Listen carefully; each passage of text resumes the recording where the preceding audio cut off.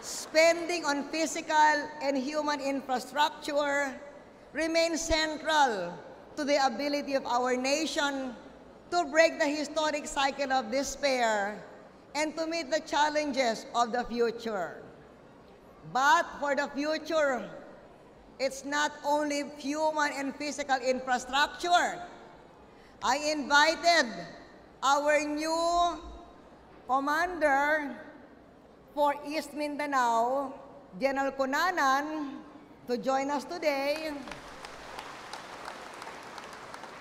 Because peace, ang kalinaw, is a central ingredient to the future of Surigao del Sur. It is a path we remain firmly committed to achieving. This includes defeating the NPA and returning the countryside to the people. Sa Ismin kong kagahapon, we met with rebel returnees.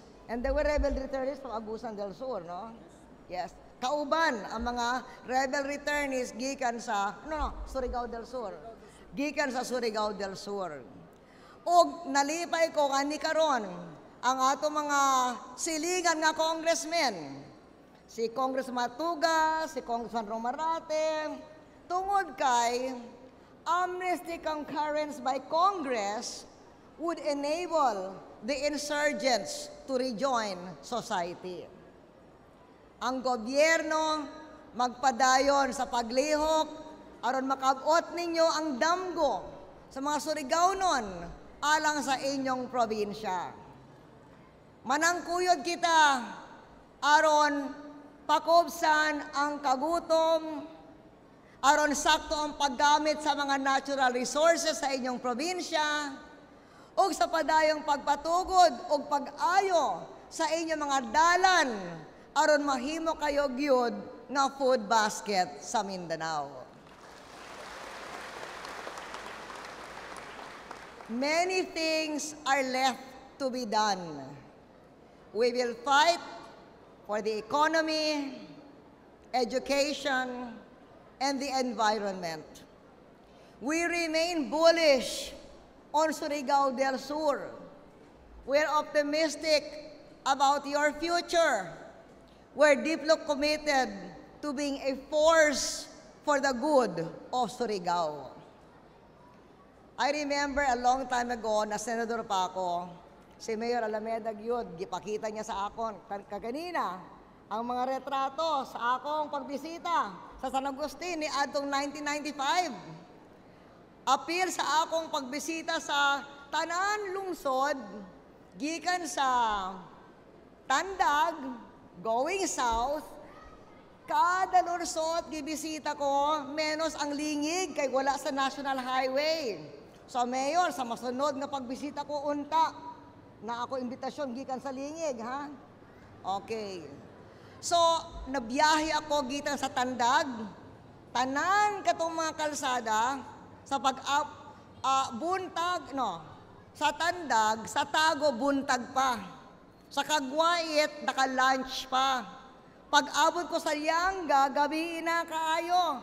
Pag-abot ko sa New Bataan, sa Davao del Norte ka sa una, karon Compostela na, hapit midnight na. Sa abot ko sa Davao City, doon, tungod kay lisod kaayo ang kalsada.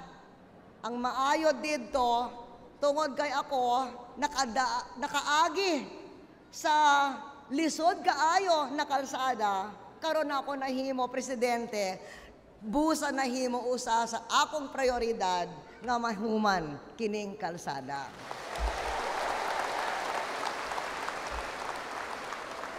Sama sa akong amahan, sa siya sab dili pa presidente, nibisita sab sa Surigao del Sur.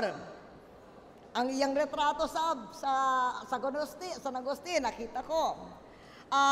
Iyang higala kaayo ang amahan ni Governor Pimentel. Busa, nalipay ko ni karon si Mrs. Pimentel. Og sa nagbisita ang akong amahan, kay dili pa maayo, kay dalan kaayo,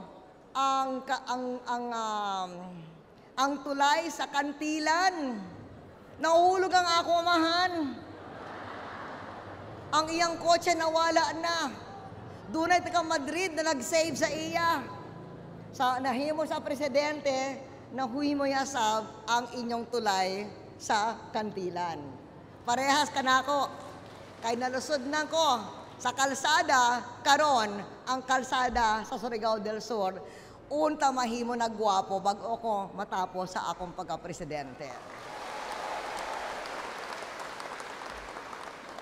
Salamat sa inyong kanunay nga suporta kanako.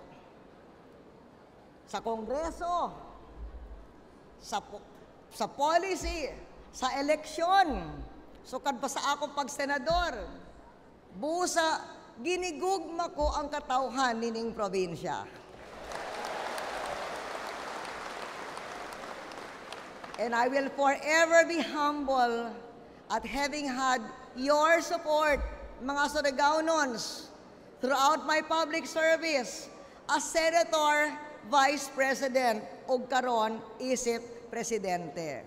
Kaninyong tanan, salamat kanunay ug malipayong anniversary gihapon, kanunay unta magkaubang kita hangtod sa kahanturan. Daghan salamat kaninyong tanan.